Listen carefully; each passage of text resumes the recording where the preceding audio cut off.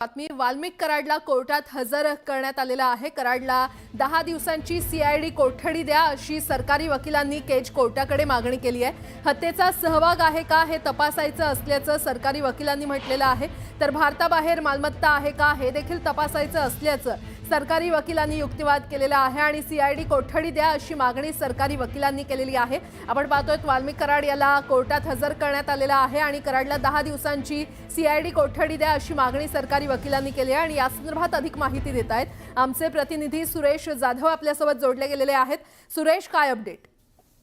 कराडांना न्यायालयामध्ये हजर केल्यानंतर सरकारी वकिलांनी जो युक्तिवाद केलेला आहे तो अत्यंत महत्त्वाचा आहे।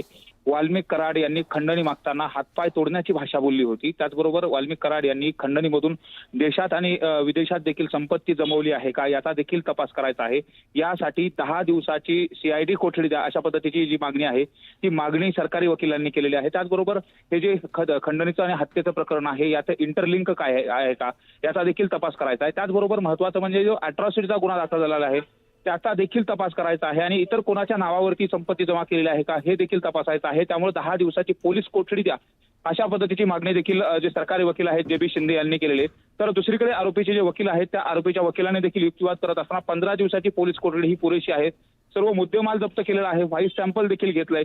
संपत्तीची माहिती घेण्यासाठी पोलीस कोठडीची आवश्यकता नाही, ती न्यायालयीन कोठडीमधून सुद्धा मिळू शकते आणि तंत्रज्ञानाचा वापर करून ती देखील घेतली जाऊ शकते। अशा पद्धतीचा जो युक्तिवाद आहे तो वाल्मिक कराड यांचे वकील जे फोमरे आहेत त्यांनी केलेला आहे। विशेष म्हणजे 15 दिवसामध्ये तपासी अधिकाऱ्यांनी काय तपासलं असा प्रश्न देखील वाल्मिक कराड यांच्या वकिलांनी उपस्थित केलेला आहे। तर दुसरीकडे घुले आणि कराड हे दोन्ही कोठडीत एक सोबत असताना त्यांची समोरासमोर चौकशी का केली नाही असा सवाल देखील उपस्थित करण्यात आले। वाल्मिक कराड हे जर तपासासाठी सहकार्य करतायत तर 15 दिवस तपासासाठी सहकार्य करूनही काय शोधलं गेलं असे अनेक प्रश्न हे म्हणजे आरोपीचे वकील आहेत त्यांनी देखील उपस्थित केले। त्यामुळे आता पोलीस कोठडी नको तर न्यायालयीन कोठडी द्या अशा पद्धतीची देखील मागणी केली आणि बँक खात्याची जर चौकशी करायची असेल तर तंत्रज्ञान आहे त्यामुळे प्रत्यक्ष पोलीस कोठडीत असावी अशा पद्धतीची काही आवश्यकता नाही असा देखील युक्तिवाद तो आरोपीच्या वकिलांनी केलाय। त्यामुळे आता साहजिकच 10 दिवसाची पोलीस कोठडी मागितलेली, त्यामुळे मान्य न्यायालय यामध्ये किती दिवसाची पोलीस कोठडी देतं का न्यायालयीन कोठडी देतं हे देखील पाहणं महत्त्वाचं आहे। मात्र जे सरकारी वकिलांनी जे मुद्दे महत्त्वाचे उपस्थित केले त्यामध्ये वाल्मिक कराड यांनी खंडणीमधून जी काही संपत्ती गोळा केलेली आहे ती देशात विदेशात कुठे आहे का, कुणाकुणाच्या नावावर खरेदी केलेली आहे हे देखील तपासायचं आहे। तर 3 जे गुन्हे घडलेले होते त्यामध्ये खंडणीचा गुन्हा असेल, हत्येचा गुन्हा आणि अॅट्रॉसिटीचा गुन्हा या संदर्भात देखील तपास करायचा आहे। असे देखील जे निरीक्षण आहेत आणि हा जो युक्तिवाद आहे तो सरकारी वकिलांनी मांडलाय। त्यामुळे आता युक्तिवाद अर्ध्या तासापासून सुरू आहे आणि थोड्याच वेळामध्ये या संदर्भामध्ये मान्य न्यायालय काय निकाल देतं याकडे मात्र सर्वांचं लक्ष लागलंय। बरं सुरेश, अपडेट घेत राहू। तुर्तास धन्यवाद या सविस्तर माहितीसाठी। तर आपण पाहतोय कराडवर सध्या कोर्टामध्ये सुनावणी सुरू आहे, त्यामुळे वाल्मिक कराडच्या कोठडीमध्ये वाढ होणार का याकडे आता लक्ष लागलेलं आहे। कराडचा पाय आणखी खोलात जातोय का हे पाहणं महत्त्वाचं ठरणार आहे।